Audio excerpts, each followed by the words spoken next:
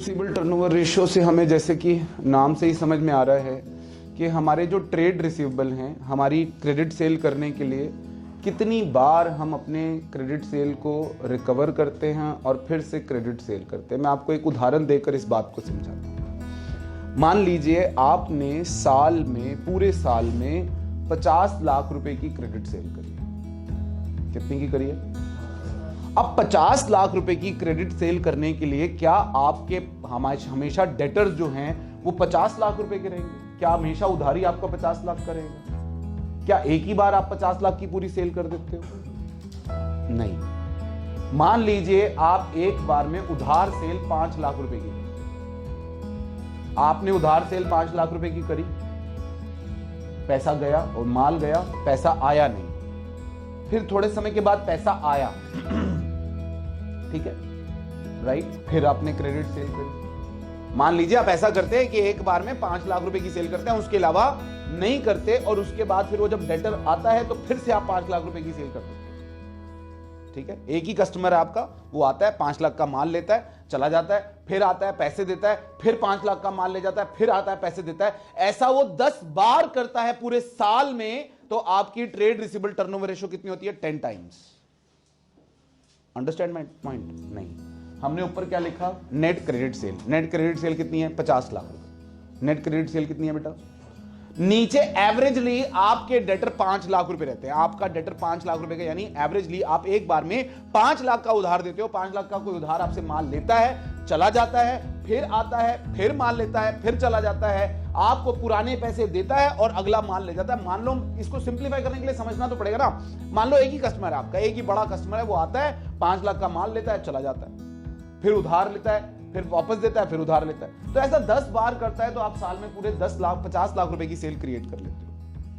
तो इससे trade receivable turnover ratio आ जाती है 10 टाइम्स, कि 10 बारी हमारे एवरेज डेटर्स जो हैं वो कैश में कन्वर्ट होते हैं, फिर वापस डेटर्स बनते हैं, फिर कैश में कन्वर्ट होते हैं। अगर आपको ऑपरेटिंग साइकिल याद हो, कैश, कैश से रॉ मटेरियल, रॉ मटेरियल से फिनिश गुड, फिनिश गुड से सेल, सेल से डेटर, डेटर से फिर कैश। तो ये पूरी कहानी 5-10 बार होती है, तब जाकर आपकी 50 लाख रुपए की सेल जनरेट होती है। Are you getting my point?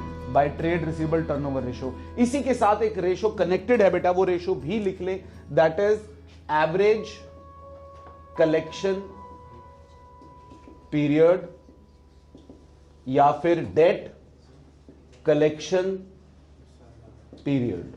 बेटा पुलिस वालों से इनका काफी रिश्ता है इस रेशो का। ACP oblique DCP is equal to 365/12/52 upon debtor turnover ratio, या फिर टर।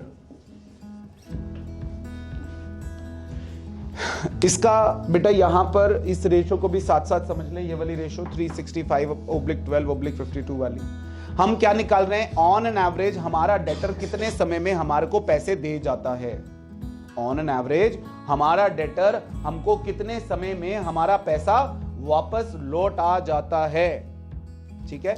मान लीजिए अभी जो मैंने आपको उदाहरण दिया उसमें मैंने डेटर टर्नओवर रेशियो या टर जो निकाली थी वो 10 टाइम्स निकाली थी। अब मुझे निकालना है इसमें से, अब इनमें से न्यूमरेटर में से एक यूज होगा। ओब्लिक दिख रहा है बेटा आपको, और ये यूज करोगे जब आपको कितने में निकालना होगा? डेज में। ये वीक्स में, डेज, मंथ्स, वीक्स, ठीक है? मान लीजिए मुझे अभी जो है ये निकालना है वीक्स में, तो मैं ऊपर रखूंगा 52, नीचे रखूंगा 10, आंसर आएगा 5.2 वीक्स। इस 5.2 वीक्स का क्या मतलब हुआ?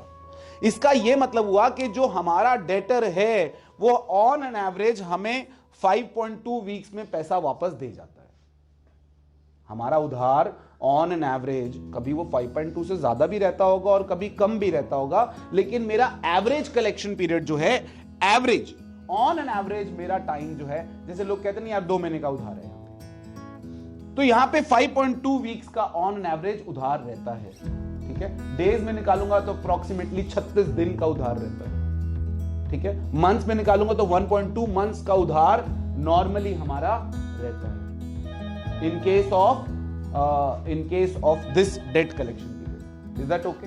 ये बात समझ में आ गई? Average collection period